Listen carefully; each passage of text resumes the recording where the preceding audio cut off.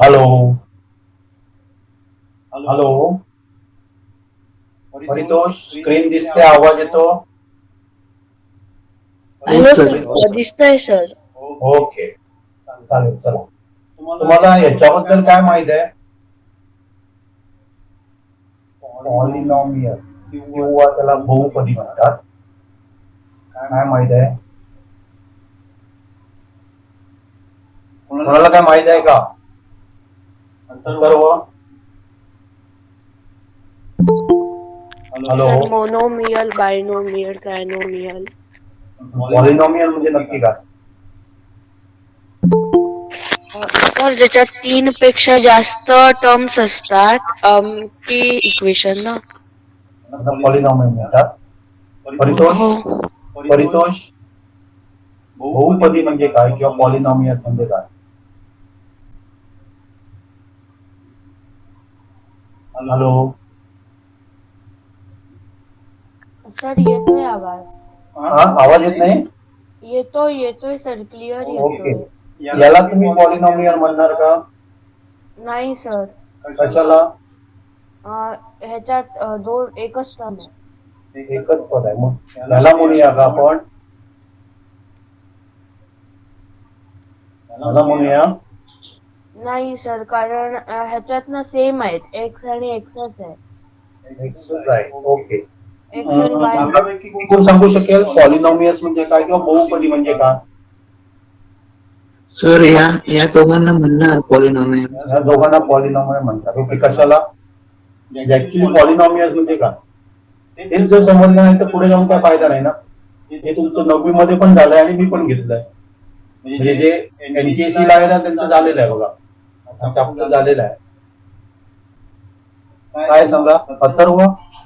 अथर्व चुबे. अथर्व हे नको. Only one variable. One variable असेल तर पॉलिनॉमियल झाला. जे फक्त एकच व्हेरिएबल असायला पाहिजे असं कोणीतरी लिहिलंय. बरोबर आहे ते त्याने सांगितलं ते? कोणी लिहिलंय? प्रभू. बरोबर आहे का? गिरीश मागा. प्रभू म्हणजे कोण आलाय? यश प्रभू म्हणजे कोण आलाय? Same variable. ऍक्च्युली काय सांगा, हे पण बहुपदी आहे, हे पण बहुपदी आहे, पॉलिनॉमियल्स आहे. त्याच्यामध्ये व्हेरिएबल किती आहे? एक आहे. व्हेरिएबल एक आहे. लक्षात आहे? मग हा आपला पॉलिनॉमियल झाला का? त्याचं उत्तर तुम्ही मला फाइंड आउट करून सांगायचंय. हा पॉलिनॉमियल असेल का? मी तुम्हाला एका दिवसाची मुदत देतो. उद्या सकाळी मला काय सांगायचं, हे बहुपदी आहे का, पॉलिनॉमियल आहे का?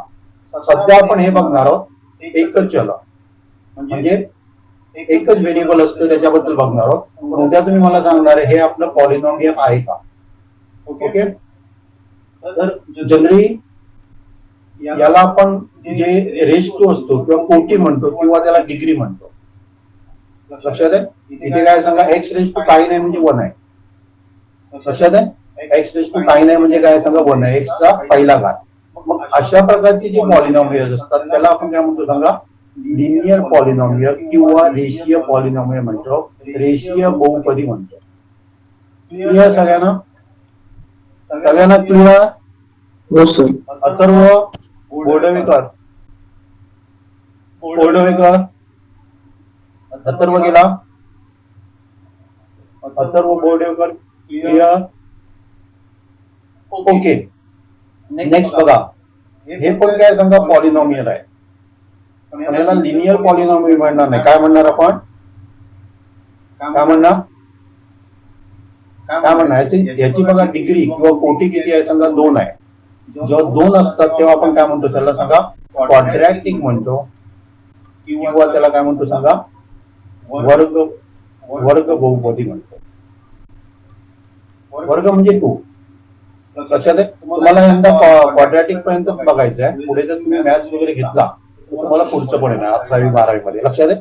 आपल्याला सध्या काय बघायचं, लिनियर बहुपदी किंवा रेषीय बहुपदी आणि क्वाड्रॅटिक बहुपदी. क्लिअर एवढं? त्याच्यापैकी लिनियर इक्वेशन इन 2 व्हेरिएबल आपण बघितलंय. बरोबर आहे ना? बघितलंय की नाही? लक्षात आहे का? Hello, linear equation in 2 variable आपण बघितलं. ओके, तर याला आपण काय म्हणतो सांगा, बहुपदी म्हणतो किंवा पॉलिनॉमियल म्हणतो. आता समजा मला एक सांगा, हे कुठलं आहे सांगा, क्वाड्रॅटिक आहे का लिनियर आहे? हे क्वाड्रॅटिक आहे का लिनियर आहे? क्युबिक आहे sir. Cubic hello, cubic polynomial. मोठ्याने बोला, जरा मोठ्याने बोला. हे कुठलं आहे? क्युबिक आहे. ओके, मी तुम्हाला फक्त दोनच ऑप्शन दिले ना, लिनियर आहे का क्वाड्रॅटिक आहे विचारलंय. आहे का लिनियर किंवा क्वाड्रॅटिक? नाही. नाही आहे. आपलं मतलब आहे फक्त लिनियर आणि क्वाड्रॅटिकची मतलब आहे. लक्षात आहे? म्हणजे हे क्वाड्रॅटिक नाही आहे इक्वेशन. हे क्वाड्रॅटिक होऊ शकलं असतं जर त्याच्यामध्ये हा टर्म नसता. क्वाड्रॅटिक बहुपदी होऊ शकलं असतं. लक्षात आहे? क्वाड्रॅटिक पॉलिनॉमियल होऊ शकलं असतं जर असं असतं. लक्षात आहे? लिनियर म्हणजे काय असतं सांगा, डिग्री 1 असायला पाहिजे. हे काय झालं सांगा, लिनियर झाला, लिनियर पॉलिनॉमियल. आता बहुपदी किंवा आपण रेषीय बहुपदी आणि याला काय म्हणतो, वर्ग बहुपदी म्हणतो. ओके, आता जेव्हा आपण काय करतो, रेषीय किंवा लिनियर हे कुठलं वर्ग बहुपदी किंवा क्वाड्रॅटिक बहुपदी इक्वल टू 0 करतो, तेव्हा त्याला आपण क्वाड्रॅटिक इक्वेशन म्हणतात. त्याला काय म्हणणार आहे, क्वाड्रॅटिक इक्वेशन किंवा त्याला काय म्हणतो सांगा, वर्ग समीकरणे म्हणतात.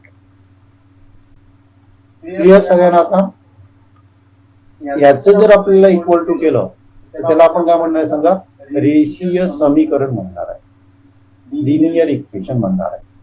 काय म्हणणार सांगा, लिनियर इक्वेशन म्हणणार. क्लिअर एवढं सगळ्यांना? क्लिअर? जेव्हा 0 करतो ना, इक्वल टू 0 करतो, तेव्हा त्याला आपण काय म्हणतो सांगा, इक्वेशन म्हणतो. म्हणजे आपलं काय आलं सांगा, नुसतं मी x+5 लिहिलं तर तो पॉलिनॉमियल झाला. पण पॉलिनॉमियल इक्वल टू 0 करतो म्हणजे आपल्याला काय मिळालं सांगा, इक्वेशन मिळालं. क्लिअर एवढं? क्लिअर सगळ्यांना? अरे बोला, काय झोपला? हो सर. ओके, चला मला सांगा, हे हे आहे का, क्वाड्रॅटिक इक्वेशन आहे का?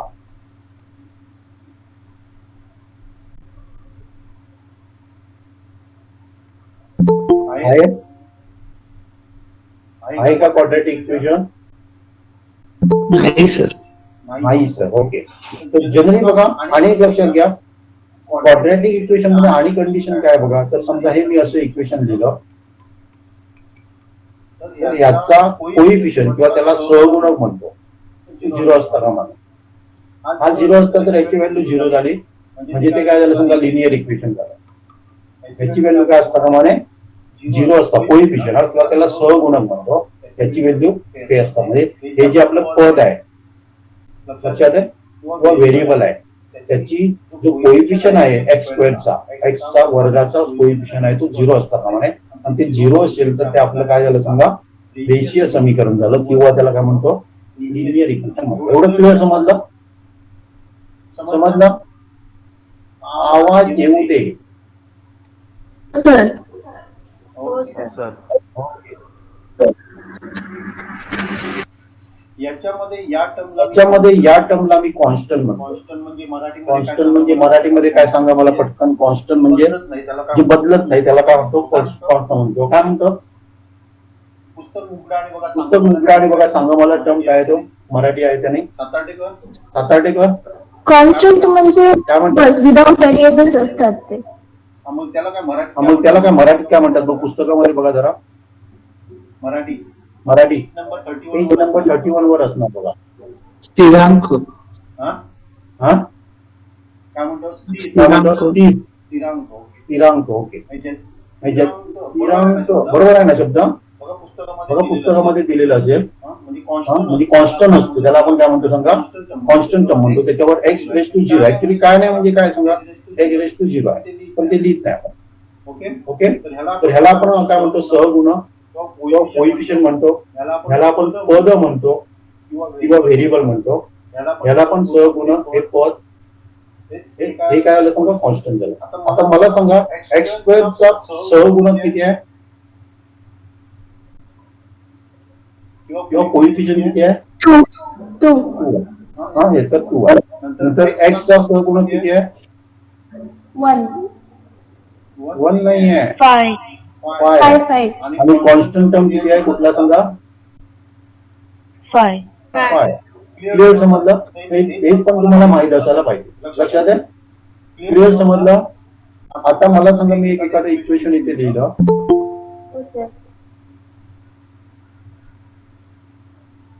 Three x square plus 5x equal to 0. मला एक्स स्क्वेअरचा कोएफिशियंट सांगा, एक्स च्या वर्गाचा कोएफिशियंट सांगा.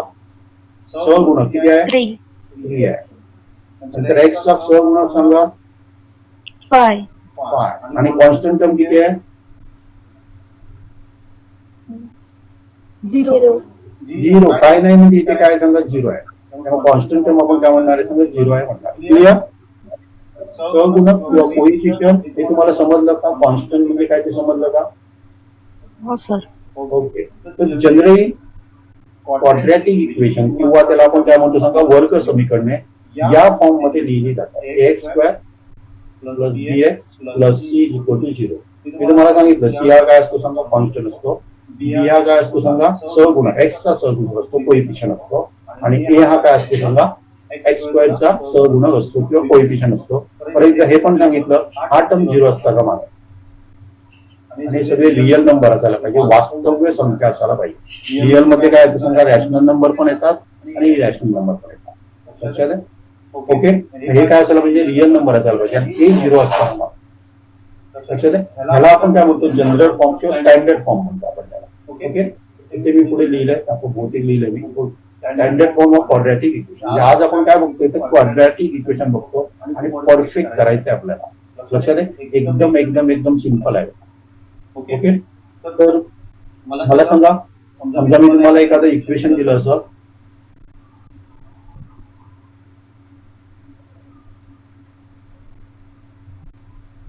हे तुम्ही जनरल फॉर्म मध्ये कसं लिहिणार? y square plus 3y plus 5 is equal to 0. Equal to 0. सगळ्यांना समजलं? समजा मी तुम्हाला इक्वेशन असं दिलं,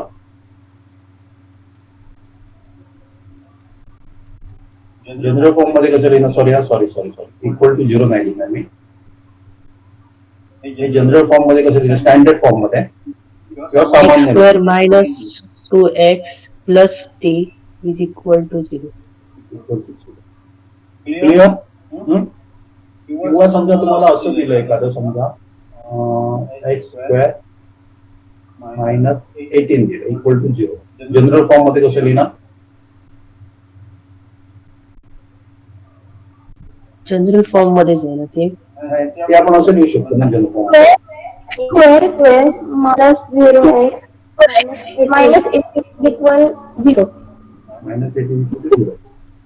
असं लिहिलं की आपल्याला कोइफिशियंट सांगता येतात. सहगुणक, याचा सहगुणक किती आहे? कोइफिशियंट एक्स स्क्वेअरचा 1 आहे. एक्स चा कोइफिशियंट किती आहे? 0. 0. आणि याचा किती आहे? कॉन्स्टंट टर्म किती आहे सांगा? मायनस 18. ओके. जनरल हा लिहित नाही, 0 लिहित नाही, पण तुम्हाला जो स्टँडर्ड फॉर्म सांगितला तर अशा प्रकारे तुम्हाला लिहायला पाहिजे. क्लिअर? क्लिअर सगळ्यांना? हॅलो. ओके. मी आणि 2-3 घेतो बघा, सांगा मला. समजा मी असं लिहिलेलं आहे, जनरल फॉर्म मध्ये कसं लिहिणार तुम्ही? स्टँडर्ड फॉर्म मध्ये y square minus y minus 4 is equal to 0. y square minus y minus y minus 4. Equal to 0. Okay. सगळ्यांना समजलंय? परफेक्ट समजलं का? हो सर. हो सर. तर तुमची इथे बघा, मला पटपट सांगत चला. हे तुमच्या पुस्तकातलं घेतलेलं आहे मी. सामान्य म्हणजे स्टँडर्ड फॉर्म असं असणार. सांगा दुसऱ्याचं सांगा. y square minus 2y plus 7 plus 7 पुढे इक्वल टू 0 करायला. plus 7 प्लस 7 लिहिले 7 लिहिलं. ओके. त्याचा ए कोइफिशियंट म्हणजे काय लिहिणार? ए ची व्हॅल्यू काय असणार? ए ची व्हॅल्यू 1 1 1 असणार. बी ची व्हॅल्यू 2. -2. -2 कॉन्स्टंट ची व्हॅल्यू 1. 7. -7 नाही सॉरी 7 नाही पॉझिटिव्ह 7. बरोबर. हे सांगा मला कसं लिहिणं, सामान्य रूपात किंवा जनरल फॉर्म किंवा standard form. x² + 2x + 0 is equal to 0. X coordinate किती आहे? x². 1, 1. b चा 2. 2, 2 आहे. c म्हणजे कॉन्स्टंट टर्म आपला काय सांगा? 0. 0. सगळ्यांना समजलं. एकदम एकदम एकदम सिंपल आहे बघा, काहीच कठीण नाही. हो सर. चालेल. तर रूट्स ऑफ इक्वेशन अगोदर काढायच्या अगोदर मला वाटतं काही उदाहरणं आपण घेऊया त्याच्यातली. काय घेऊया आधी? रूट्स ऑफ इक्वेशन चला आधी बघूया. रूट्स ऑफ म्हणजे आपण काय करायची, त्याची उकळी काढायची आहे. पहिल्यांदा एक लक्षात घ्या, x² + 5x + 5 हे आपल्याला इक्वेशन दिलेलं आहे. त्याचं सोल्युशन किंवा रूट्स ऑफ इक्वेशन कसं मिळतं? ती व्हॅल्यू घातल्यावर त्याचा आन्सर काय यायला पाहिजे? समजा 0 यायला पाहिजे. समजा आपण 1 घातला, 1 चा स्क्वेअर 1, 5x म्हणजे किती आले? 5 × 1 आन्सर 0 येतं का? आन्सर 0 येतं का त्याचं? नाही. 0 येत नाही. म्हणजे हा 1 हा त्याचा काय नसणार सांगा? फॅक्टर नसणार. क्लिअर? म्हणजे आपण असं म्हणू शकतो की x + 1 हा त्याचा फॅक्टर नसणार. आणि आपल्याला काय करता येईल? त्याची व्हॅल्यू x -1 हा त्याचा काय नसणार आहे? फॅक्टर नसणार. x -1 म्हणजे का? हा 0 असतो तेव्हा x ची व्हॅल्यू 1 असते. 1 घालून आपण चेक करायचं की आपल्याला काय करायचं, ती व्हॅल्यू सॅटिस्फाय करते का. लक्षात आहे? ते तुमच्या पुस्तकातलं मी उदाहरण घेतो बघा, पुढे आहे बहुतेक. ओके, आपण इथे मी तुम्हाला दाखवतो उकळी कशी काढायची, ती प्रॉब्लेम मध्येच दाखवतो. म्हणजे तुमचे पुस्तकातले प्रॉब्लेम पण सॉल्व्ह करून झाले. क्वाड्रॅटिक इक्वेशनची उकळी कशी काढतात ते आपण बघूया. आपण इथे बघूया. मला दोन कुठली तरी हे सांगा बघूया. क्वाड्रॅटिक इक्वेशन सांगा, वर्ग समीकरणे सांगा, कुठली दोन. पटपट बोला. हॅलो, इक्वेशन सांगा की quadratic. x² x² + 2x 2x + 5. + 5 okay equal to 0. Equal to 0 जाईल. आणि एक सांगा.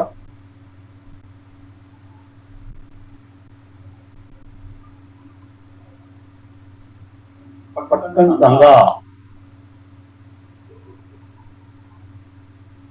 सांगा की रे Paritosh, Niyaz, Satardekar. 5x² 5x² + 5x okay + 5 + 5 झालं.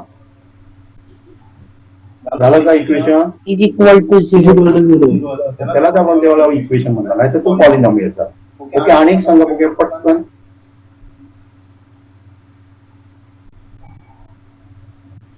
m² + n is equal to 0. x² + x x is equal to 0. Okay, होऊ शकते. आणि एक लास्ट.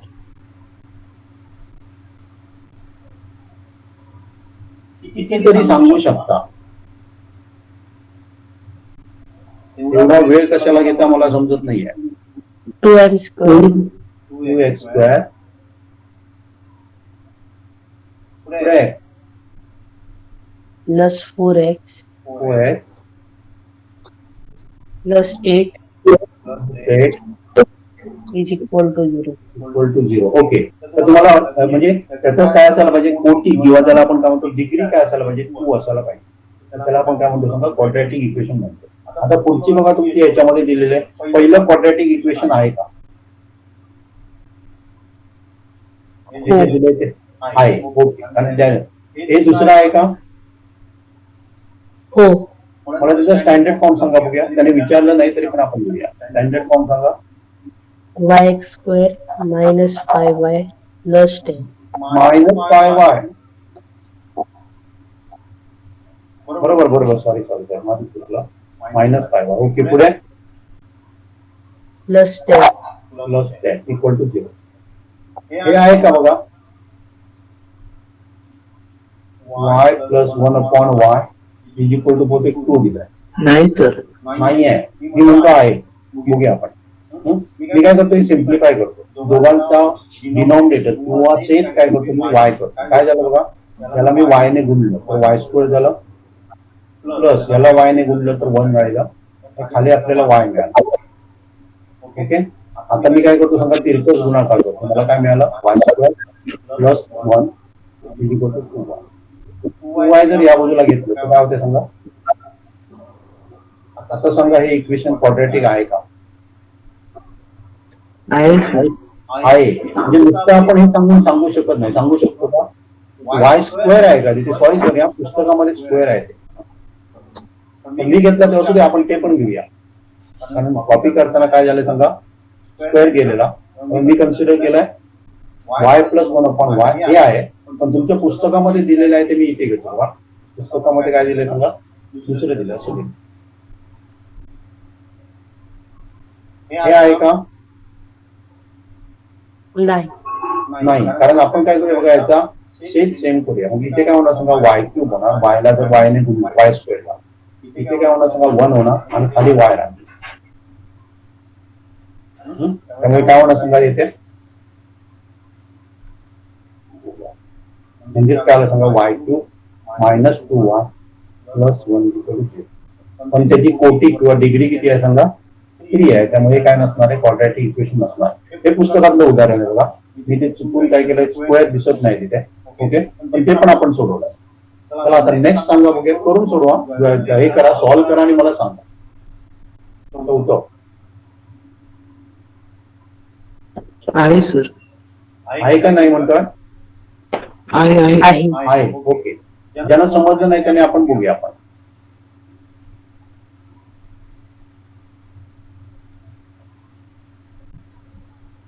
काय सांगा x प्लस 1/x मायनस 2 मी याचा बेस म्हणजे डिनॉमिनेटर सेम करतो किंवा छेद सेम करतो त्यामुळे इथे काय होणार सांगा दोघांचा छेद मी x करतो इथे x स्क्वेअर आहे ना 1/x जर मी त्या बाजूला घेतले तर काय होणार 2x होणार म्हणजे काय होणार सांगा x square minus 2x plus 1 equal to 0 हे काय सांगा x प्लस 2x येणार प्लस 1 येणार की मायनस आहे नाही हा राईट मायनस आहे ओके ओके इथे मायनस आहे ना 2 आहे बरोबर आहे हा मायनस आहे ओके इथे मायनस आहे मग आपलं काय होणार इथे प्लस होणार -2 आहे बरोबर आहे ओके हे आपलं काय झालं सांगा क्वाड्रॅटिक इक्वेशन या आहे ओके नेक्स्ट बघूया आपण पुढचं सांगा बघूया आहे सर आहे ओके मी हे पण घेतो बघा m plus 2m minus 5 m plus 2 m minus 5 equal to 0 दिले हे कसं करणार आपण काय लिहिणार पुढे पुढची स्टेप काय आणते m स्क्वेअर पुढे हे आठवीतलं आहे हा? -5 x प्लस हे h मायनस b मायनस काय करायचं बघा इथे x स्क्वेअर करायचं प्लस हे जे काय असेल ते आपण व्हॅल्यू घालायची इथे समजा मायनस आहे मायनस बी केलं बी ची व्हॅल्यू आपण मायनस कन्सिडर करणार तर असं लिहिलं तरी चालेल बी तुम्ही काय करणार -5 कन्सिडर करणार इथे आपलं x आहे ना आणि आपण काय करणार सांगा इंटू काय करणार ए बी करणार पण बी ची घालताना मायनस मध्ये घाल इथे काय करतो बघा प्लस मी लिहितो आणि याची प्लस करणार 2 मायनस m आणि याचा गुणाकार करणार म्हणजे चिन्ह येणार ते लिहिणार कारण हे येणार म्हणजे काय होणार सांगा m² minus 3m minus 10 equal to 0 तर जनरली काय करतो मोठ्या डायरेक्टली पण तुम्ही लिहू शकता बघा त्याच्यातनं हे काय करायचं दोन्ही वेगळे टर्म असतील तर काय करायचं सबट्रॅक्शन करायचं म्हणजे निगेटिव्ह आणि पॉझिटिव्ह असेल पण तेच जर टर्म असे असते तर काय आलं असतं पटकन सांगू शका हे कसं सिम्प्लिफाय करणार m into n m² plus 7m plus 10 equal to 0 इथे काय होतं बघा, 2 मायनस होते तिथे, इथे काय होणार 2 प्लस होणार 7 आहे. आणि इथे काय होणार -5 होते तिथे बद्दल -5 प्लस 5 प्लस 2 इथे काय होणार 10. अशा प्रकारे म्हणजे हे आपलं काय सांगा क्वाड्रॅटिक इक्वेशन. नुसतं इथे बघून आपण सांगू शकणार नाही. तुम्ही म्हणा इथे डिग्री 1 आहे, इथे 1 आहे, नाही. त्याचं काय करावं लागेल आपल्याला, मल्टिप्लिकेशन करावं लागेल. ओके, नेक्स्ट बघा, हे सांगा मला.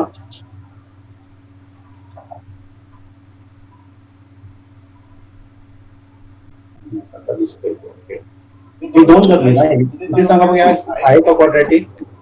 नाही सर. मी नवीन याच्यावर लिहितो आपण बघूया. काय होतं सांगा, m³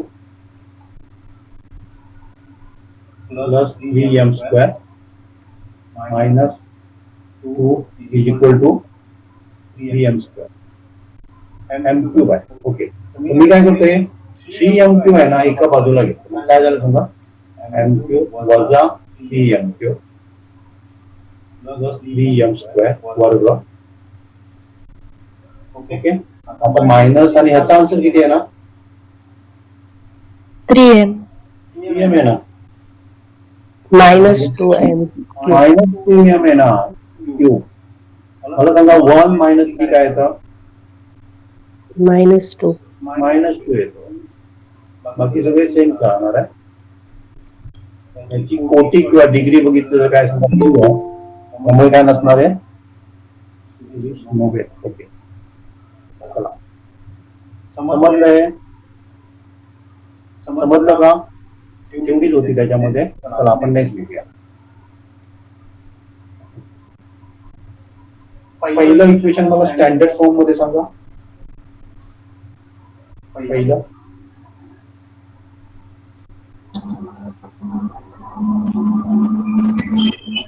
Plus y square. Okay,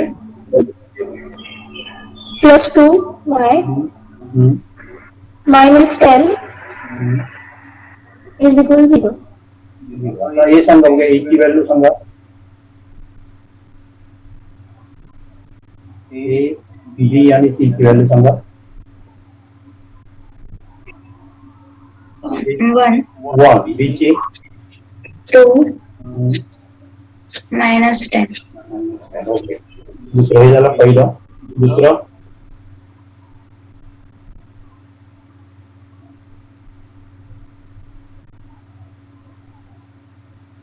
पहिले नाही, तुम्हाला सिम्प्लिफाय करता यायला पाहिजे. x मायनस 1 स्क्वेअर म्हणजे का, x मायनस a स्क्वेअर म्हणजे आपण काय लिहितो सांगा, काय लिहितो, X square minus 2x 2ax plus a square मी हे कसं लिहिणार सांगा, x स्क्वेअर मायनस काय लिहिणार 2x, कारण 1 आहे, a ची व्हॅल्यू 1 आहे, plus equal to 2x plus 2. हे जर आपण लिहिलं तर कसं होतंय बघा, हे 2x या बाजूला आणले तर काय होणार, बरोबर आहे. डायरेक्ट लिहिलं तर चालेल ना. हो सर 2x या बाजूला आणले म्हणजे -2 म्हणजे 4x बघा, आणि 1 आहे -3 म्हणजे काय आलं -2. आता मला a ची व्हॅल्यू सांगायचे 1 1 b ची minus 4 -4. Okay, minus 2. -2. आता मला सांगा याच्यातलं कुठलं मी सोडू, सगळी सोडत नाही मी, पण तुम्ही पण सोडवा. कुठली सोडू मी, तिसरं घेऊ, चौथं घेऊ, पाचवं का 6वं घेऊ, आणि एक घेतो मी. बाकी तुम्ही होमवर्क म्हणून सोडवा. कुठलं सोडू सांगा, तुम्हाला कठीण वाटेल कुठलं. सर 5वं घ्या. ओके,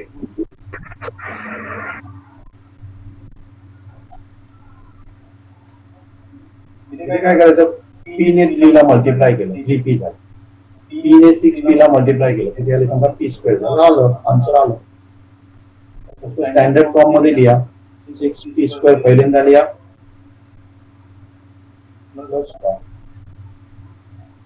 समजलं. आणि कुठलं घ्यायला पाहिजे याचं सांगा, बघा a सांगा, b सांगा. 6 हम्म, 3 फाइव ओके. आणि कुठलं घ्यायला पाहिजे मी? तिसरं घ्यायला पाहिजे काय? नको सर. जमेल ना? सगळ्यांना विचारतो, एका दोघांचीच आन्सर येतात. मी कुठलं घ्यायला पाहिजे तर मी घेतो. नको तर पुढे जाऊ मी. हो सर ओके. आपण क्वेश्चन सोडवता समजून घेऊया. आता जनरली मी मगाशी म्हटलेलं बघा की x इज इक्वल टू 1 घातल्यावर जर त्याची व्हॅल्यू 0 होत असेल तर आपण काय सांगू शकतो, तर ते त्याचं रूट आहेत असं म्हणू शकतो. लक्षात आहे? आपण काय करणार आहे, रूट आहे ते चेक करण्यासाठी मी काय करणार, तर x इज इक्वल टू 1 घालून बघूया. तर ह्या इक्वेशन मध्ये आपण डायरेक्टली 0 घ्यायचं नाही, बघायचं आपल्याला, चेक करायचं आहे. एक 1 चा स्क्वेअर आमचं 0 येतं का? आमचं 0 येतं का? एक वाणी घेऊ मी. आमचं 0 येतं का? हो येते. म्हणजे definitely x is equal to 1 हे काय त्याचं रूट आहे किंवा त्याला उपळ म्हणतात किंवा मुळे म्हणतात. लक्षात आहे ना? आता आपण काय करूया, तर हे आपण काय घातलेलं x इज इक्वल टू 1 घातलं. आता आपण काय करूया, x इज इक्वल टू -1 -1 चा स्क्वेअर प्लस 4 इंटू -1 -5 किती होतात बघा, -1 चा स्क्वेअर 1 येतो, -4 -5. आन्सर किती आहे त्याचं? आन्सर किती येतं? 0 येतं का? नाही नाही. किती येतं? किती येतं? हा -8 येतं. -8 म्हणजे 0 नाही आहे, बरोबर आहे ना? त्यामुळे हे काय नसणार, त्याचं रूट नसणार आहे किंवा त्याची उकळ नसणार आहे, मूळ नसणार आहे. क्लिअर? क्लिअर? ओके. नेक्स्ट बघूया. आपण पहिल्यांदा m इज इक्वल टू 2 घालूया.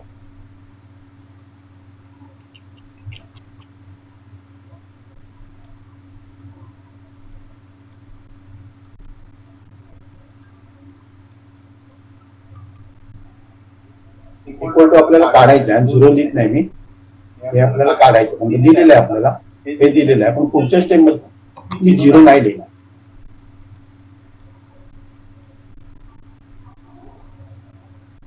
बघा माझं चुकलं तर सांगा. इक्वल टू -2 येतं, नॉट इक्वल टू 0. त्यामुळे काय नसणार सांगा, ही त्याची उकळ नसणार. ओके. आपण काय चेक केलं, x इज इक्वल टू 2 घालून चेक केलं. आता आपण काय करूया, x इज इक्वल टू 5/2 घालूया.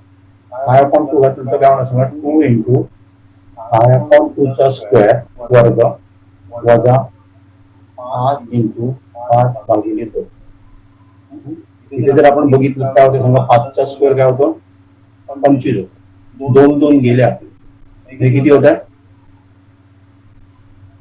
किती होत आहे?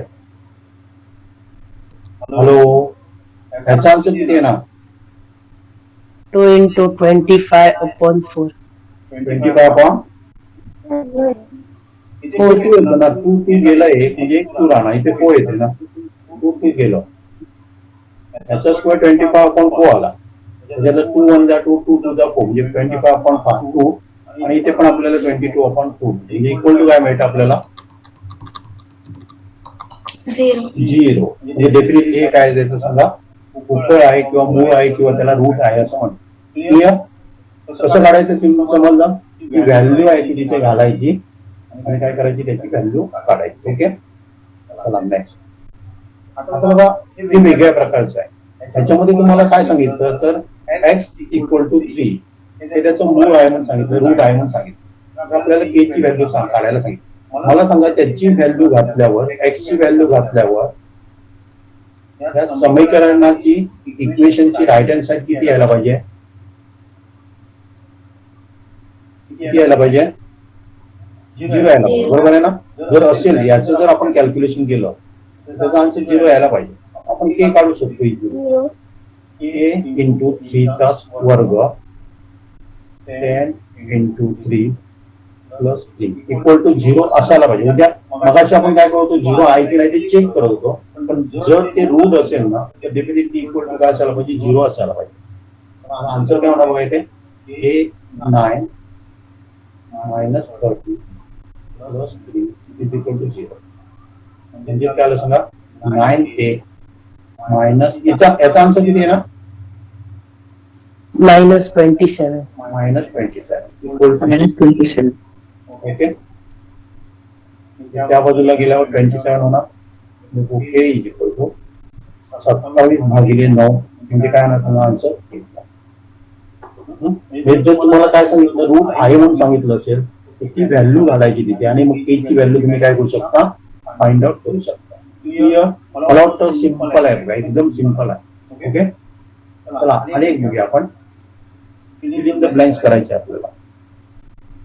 ओके आपल्याला काय दिलं मराठीमध्ये हा घेतलंय मी ते मराठीमध्ये इथे सर ते मागचं शिकवाल काय म्हणतं ते आत्ता शिकवलं ते तर एकदा शिकवाल.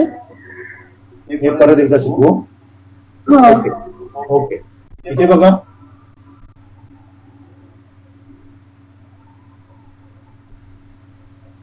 आपल्याला इथे काय दिलं सांगितलंय x इज इक्वल टू 3 आहे त्याचं काय समजा रूट आहे म्हणून सांगितलं किंवा मूळ आहे म्हणून सांगितलं. मूळ आहे म्हणजे का तर याच्यामध्ये x ची व्हॅल्यू घातली की ते इक्वेशन काय व्हायला पाहिजे दोन्ही लेफ्ट हँड साइड आणि राईट हँड साइड काय व्हायला पाहिजे इक्वल व्हायला पाहिजे. आता आपल्याला काय दिलं इथे k म्हणून व्हेरिएबल दिलेलं आहे त्याची किंमत काढायला सांगितली. हे ऍक्च्युअली कोइफिशियंट आहे हे सहगुणक आहे त्याची व्हॅल्यू काढायला सांगितली. आपण काय करणार सांगा k इक्वल टू 0. आपल्याला काय सांगितलं सांगा x इज इक्वल टू 3 आहे मग x ची व्हॅल्यू मी इथे घालणार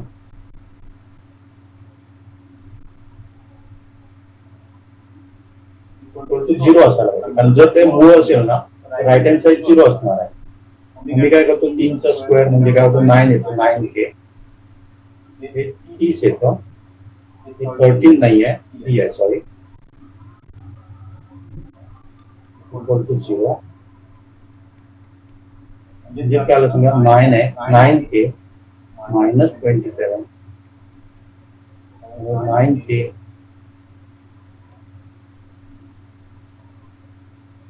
k इज इक्वल टू काय मिळणार समजा 27 भागिले 9 समजलं समजलं का हो सर. सर नेक्स्ट बघा सेम तशाच प्रकार आहे बघा इथे मराठीत दिलं इथे इंग्लिश मध्ये दिलं आहे. आपल्याला काय दिले समजा -7/5 हे त्याचं रूट आहे म्हणून सांगितलं मग मी इथे काय लिहिणार समजा -7/5 आणि इक्वेशन मध्ये आपण काय करणार तर त्याची व्हॅल्यू करणार -7 काय करणार टू व्हॅल्यू इथे घालणार आहे. ओके मी खाली लिहितो बघा इथे y इंटू काय करणार m ची व्हॅल्यू घालणार. इक्वेशन कुठल्या लक्षात घ्या y(m²) वर्ग m प्लस a इक्वल टू 0. m म्हणजे काय सांगा आपलं -7/5 त्याचा वर्ग करा प्लस 2 गुणिले -7/5 प्लस 1 इक्वल टू 0 का असणार कारण ते काय त्याचं रूट आहे किंवा मूळ आहे. इक्वेशन आपण सॉल्व्ह करणार 7/5 निगेटिव्ह आहे त्याचा स्क्वेअर केला तर आपलं काय होणार सांगा 5 × 49/20 मायनस 7 × 2 काय होणार -14 होणार आपण काय होणार सांगा 5 प्लस a इक्वल टू 0. इथे आपण भाग घालू शकतो 5 × 5 म्हणजे आपल्याला काय मिळालं इक्वेशन सांगा 49 भागिले 5 minus 14/5 plus a equal to 0. त्याची व्हॅल्यू किती येणार सांगा याच्या टर्मची 35. 35.5 म्हणजे किती येते तेच करूया आपण 35.5 म्हणजे किती येते 7. 7. म्हणजे काय आलं सांगा आपलं 7 plus k is equal to 0 therefore k is equal to काय आलं सांगा -7. क्लिअर. बघा काय चुकलं नाही ना माझं आन्सर बघा बरोबर आहे का आहे बरोबर ना काय चुकलं बरोबर आहे. ओके चला याच्यामध्ये कोणाला काही डाऊट आहे का? आपण बघा 2.1 सोडवलेलं आहे पूर्ण, 2-3 मी तुम्हाला सोडवून ठेवलेली आहे. पुढे जाऊया का? आज एवढं पुढे काय करूया? जाऊया पुढे. हे समजलं ना परफेक्ट सगळ्यांना? ओके. आता आपण काय बघणार आहोत? तर महत्वाचा भाग बघणार आहोत, अवयव पद्धतीने वर्गसंज्ञाची मुळे काढणे किंवा solution of quadratic equation by factorisation. त्याच्यासाठी एक सिंपल तुम्हाला मेथड सांगतो बघा. त्याच्यासाठी तुम्ही गेला तरी तुम्ही इझिली सोडू शकाल.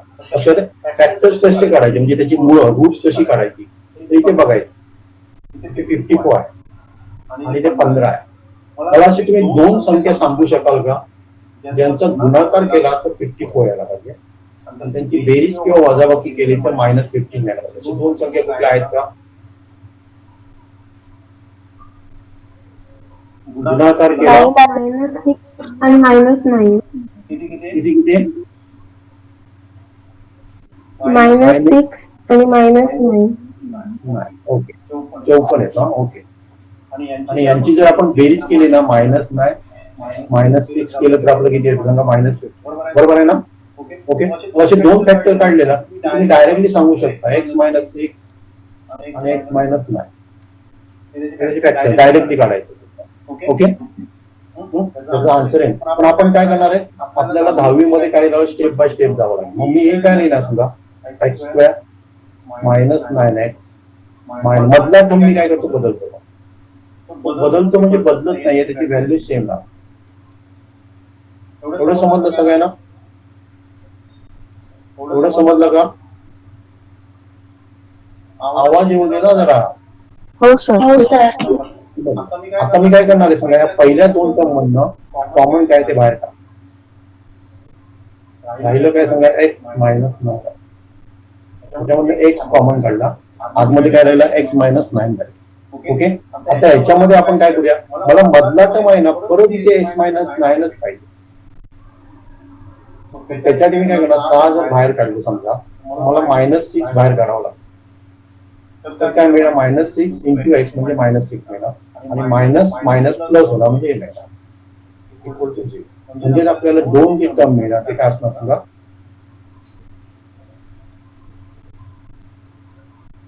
म्हणजे आपण असं म्हणू शकतो, एक तर ह्याचं इक्वल टू 0 असणार म्हणजे x = 6 असणार, किंवा x - 9 इक्वल टू 0 असणार म्हणजे x = 9. हे त्याचं काय आलं? सोल्युशन. सोल्युशन म्हणजे लक्षात आलं ती व्हॅल्यू आपण घातली ना. आपण ट्राय करूया बघा.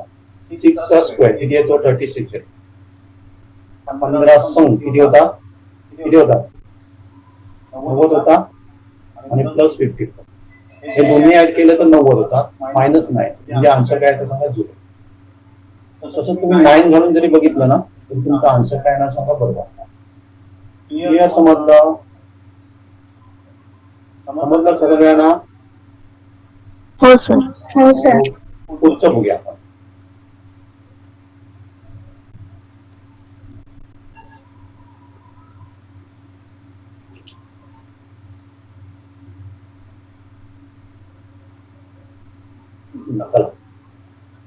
मला 2 टर्म असे सांगा ज्यांचा मल्टिप्लिकेशन केलं. 5 and 4. 5 and 2 काय होतं? 5 निगेटिव्ह कुठे येणार? -4. कारण आपल्याला काय पाहिजे इथे बघा, अधिक x पाहिजे. अधिक x म्हणजे 5 बरोबर. आपण असं लिहू.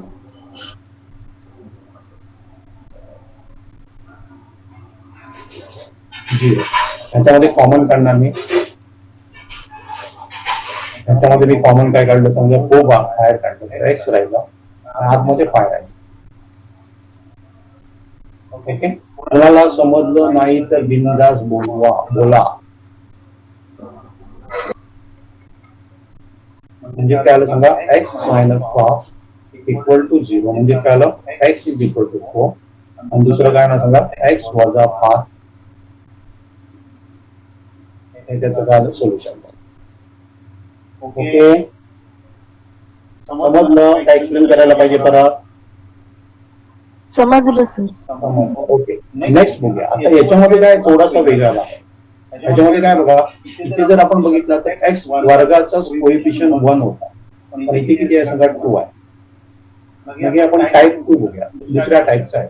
ह्याच्यामध्ये काय करायचं, मल्टिप्लिकेशन 13 नाही बघायचं, तर मल्टिप्लिकेशन 13 इंटू 2 करायचं. म्हणजे आपल्याला किती मिळायला पाहिजे, 26 मिळायला पाहिजे. मगाशी काय होतं लक्षात घ्या बघा, इथे दोघांची कोएफिशियंट 1 होते, एक्स स्क्वेअरची कोएफिशियंट काय होते सांगा 1 होते, पण इथे कोएफिशियंट बघा 2 होते.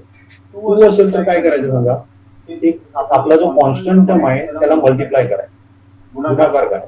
आपल्याला किती भेटते 26. आता आपल्याला काय बघायचे, दोन टर्म असे पाहिजे ज्यांचा बेरीज केली तर 27 यायला पाहिजे आणि गुणाकार केला तर 26 यायला पाहिजे. कोणते टर्म आहे, 26 into 1. 26 into 1 बरोबर. मायनस प्लस काय करावं लागेल, दोन्ही प्लस प्लस प्लस आहे त्यामुळे काय करायची गरज नाही, दोन्ही काय ना प्लस होते ना. मग मी काय करणार,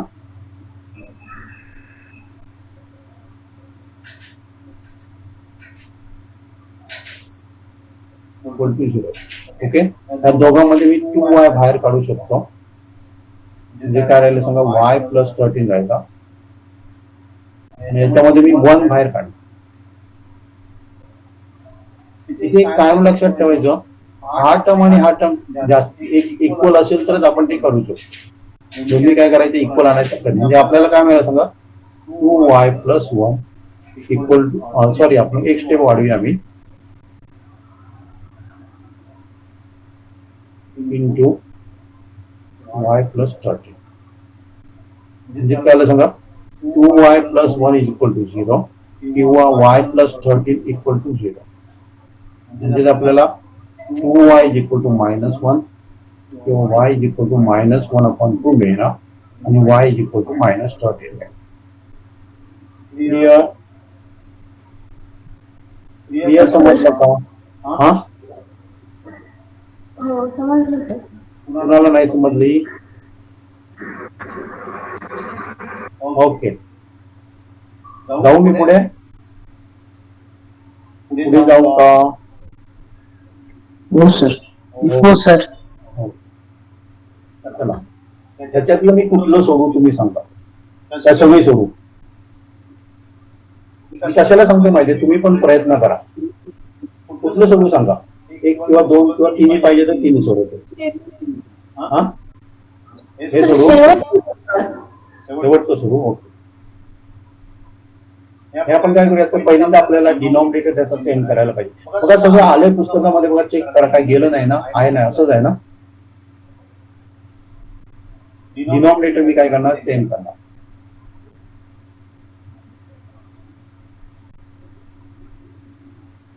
बरोबर, एवढं समजलं, एवढं समजलं. हो. म्हणजे काय होणार सांगा, 6x² प्लस नाही मायनस आहे ना, सॉरी, x मी या बाजूला आणतो, -2 इक्वल टू 0. आता आपल्याला काय किती लागणार सांगा नंबर, 6 into 2 करायचं, 12 लागणार, पण -12 लागणार. आणि दोन टर्म असे पाहिजे त्यांची बेरीज केली तर काय यायला पाहिजे, -1 यायला पाहिजे. कुठले टर्म आहेत सांगा, 2, आणि त्यांचा गुणाकार केला तर -12 यायला पाहिजे, 12 यायला. 4 into 3 वजा कुठे मिळेल, वजा कुठे मिळणार सांगा, -4 4 ला. -4, कारण इथे -1 पाहिजे, त्यामुळे मोठ्या टर्मला -4 ला मी काय करणार, 4 ला मायनस करणार. ओके. आता आपण काय करूया, इथे लिहितो मी -2 इक्वल टू 0. मी कसा लिहू शकतो, 6x² -4x plus 3x -2 is equal to 0. त्या दोघांमध्ये जर बघितलं, मी 2x बाहेर काढू शकतो, राहिलं 3x -2x. इथे आपण कॉमन काय घेऊ शकतो, तर 1 कॉमन घेऊ शकतो. म्हणजे काय समजा फॅक्टर्स आपल्या असे ना,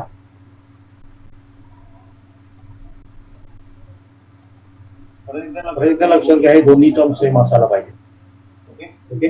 आपल्याला आन्सर काय मिळणार सांगा, 2x प्लस 1 इक्वल टू 0 किंवा 3x -2 इक्वल टू 0. काढा बघा आन्सर, याच्या पुढे x आणि y ची व्हॅल्यू, x ची व्हॅल्यू काढा.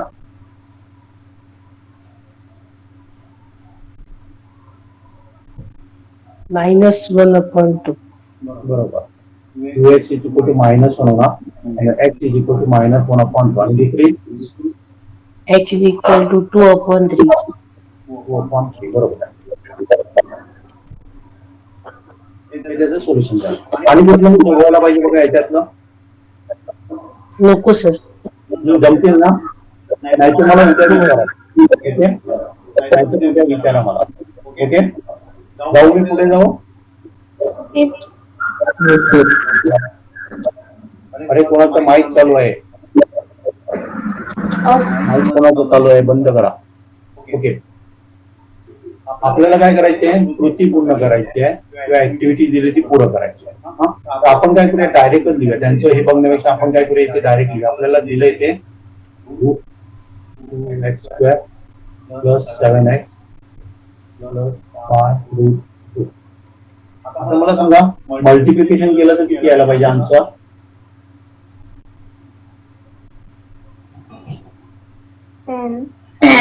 10 यायला पाहिजे. कारण काय सांगा √2 × 5√2 हे रूट असं आहे. हे बाहेर आहे 5 × 1 म्हणजे 5 झाला आणि √2 म्हणजे 2 झाला. म्हणजे काय होणार सांगा 5 × 2 म्हणजे 10 यायला पाहिजे.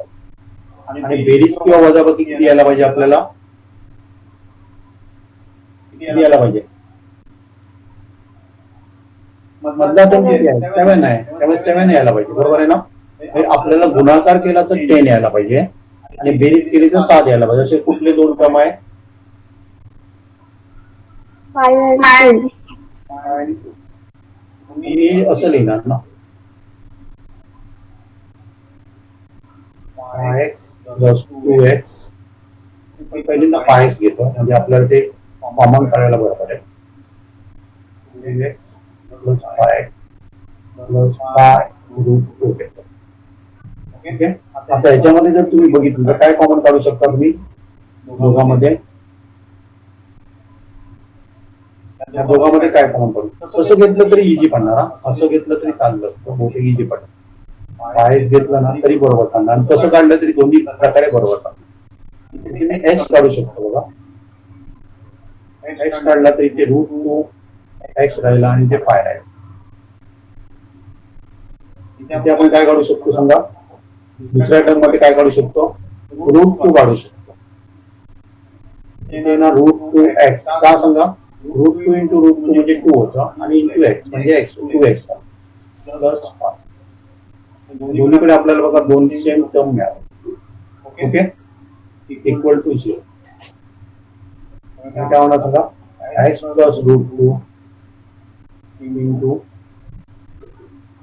√2x + 5 equal to 0. म्हणजे आपल्याला काय मिळालं सांगा?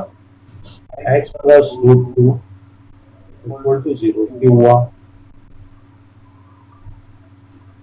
0. त्यामुळे आपल्याला हे जर आपण मी इथे लिहिते बघा x = -√2 बरोबर आहे?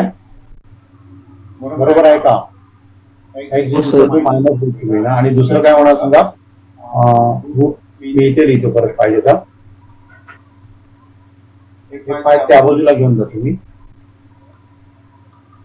-5 झालंय आणि x = काय होणार -5/2 म्हणजे हे एक सोल्युशन झालं. त्यांनी लिहा बघा कशी सांगितली ना त्या प्रकारे लिहा बघा. आपण डायरेक्टली सोडवलं जमेल ना सगळं करायला? जमेल का? हो सर. ओके नंतर नेक्स्ट कडे जातो बघा मी. 5 जातोय का बरोबर होत आहे? 5 जातोय का बरोबर होत आहे? बरोबर आहे. बरोबर आहे. ओके त्याच्यातलं कुठलं सोडवू मी? आधीही सोडूया. दोन्ही एकदम सिंपल आहेत ती सोडतो. हे तुम्ही सोडवा. हे जमेल तुम्हाला. हा काय करावं लागेल सांगा? 2m² - 48 इक्वल टू 50 आहे ना? हे मी तुम्हाला होमवर्क म्हणून देतो. नाही जमलं तर उद्या मला सांगा. -50 = 0 हे तुम्ही सोडवा. ओके ही फक्त वेगळं आहे ते मी दाखवतो बघा. इथे काय लिहू शकतो सांगा आपण? 5m² लिहू शकतो. आणि 9 आहे ते मी या बाजूला घेतो म्हणजे -9 = 0. हे आपल्या कुठल्या फॉर्म मध्ये आलं बघा? a² - b². बरोबर आता सांगा मला ए स्क्वेअर मायनस बी स्क्वेअर म्हणजे काय असतं? ए प्लस बी मायनस बी. बरोबर. सांगा मला आता झिरो नाही लिहा, झिरो ऍक्च्युअली नाही लिहा.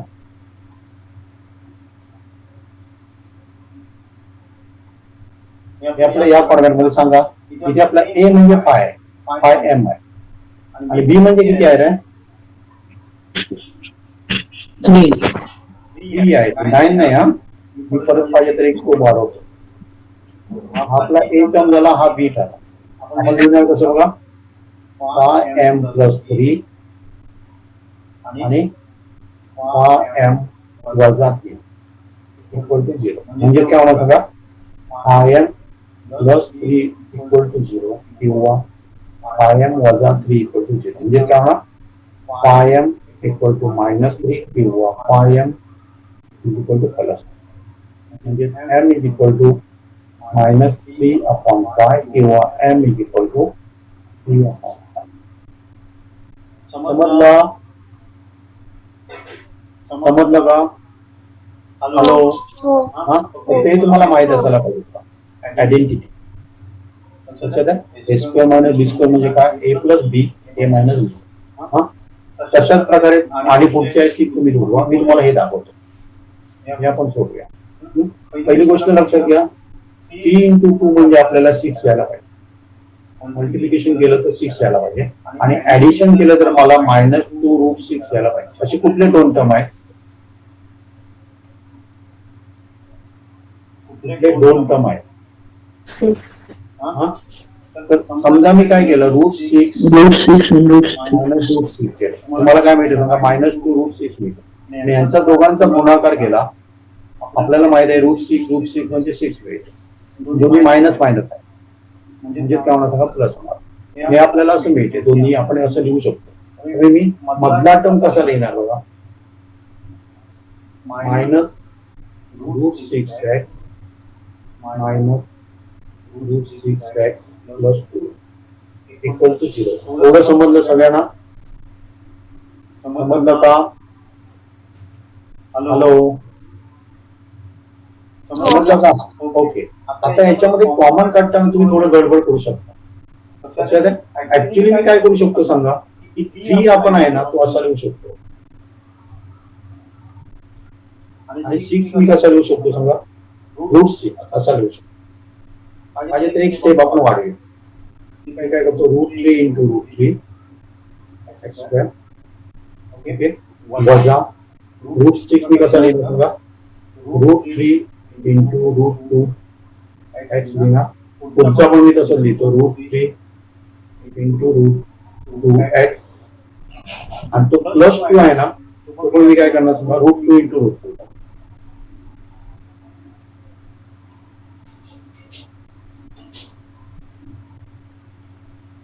√2 into इक्वल टू 0. आता सिंपल बघा. हे समजलं का? ही पायरी, ही स्टेप तुम्हाला समजली का? हॅलो. हो, हे समजलं? कारण आपल्याला तरच आपल्याला कॉमन काढताना प्रॉब्लेम येणार नाही. आपण डायरेक्टली काढू शकलो असतो, पण तुम्ही कन्फ्युज झाला असता. आता इथे जर तुम्ही बघितलं ना, इथे पण √3 आहे आणि x एक आहे, √3x. तुम्ही काय करणार? √3 x कॉमन काढणार. राहिला काय सांगा? √3x आहे. बरोबर आहे. आता आणि दुसऱ्या टर्म मध्ये काय राहिलं? √2 मायनस √2x. ओके. आता दुसऱ्या टर्म मध्ये आपल्याला माहित आहे की हा जो टर्म आहे ना, तसाच मला तिथे पाहिजे. सॉरी, हा इथे x नाही येणार आहे, x नाही येणार. कारण असं x आपण बाहेर घेतलेला आहे, मग इथे आपल्याला काय मिळणार? √2 मिळाला पाहिजे. याच्यामधला मी काय केला? √3x इथे गेलेला आहे, तर बाहेर काय ना आपला √2 आहे. ओके. आपल्याला काय मिळते बघा? √3 मायनस x मायनस √2 इंटू √3